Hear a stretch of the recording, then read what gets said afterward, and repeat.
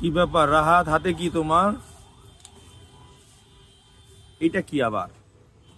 সংসদীয় আসন 13, মোহাম্মদপুর আদাবর শেরে বাংলানগর।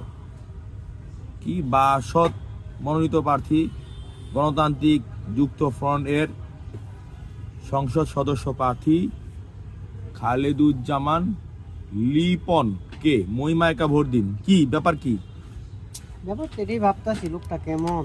ও আচ্ছা, কাকে ভোট দিবা তুমি? ভাবতাছি যোগ্য ব্যক্তি তো পাইতেছি না। কি বলো তুমি, যোগ্য ব্যক্তি পাচ্ছ না মানে?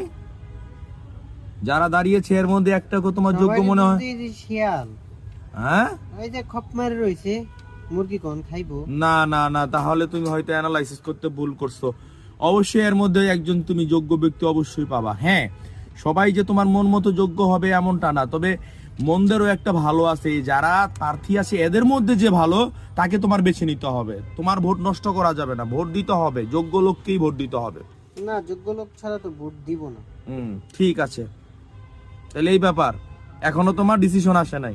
এখনো ডিসিশন আসেনি, তবে একটা অপেক্ষায় বসে আছি। আচ্ছা আচ্ছা, ঠিক আছে।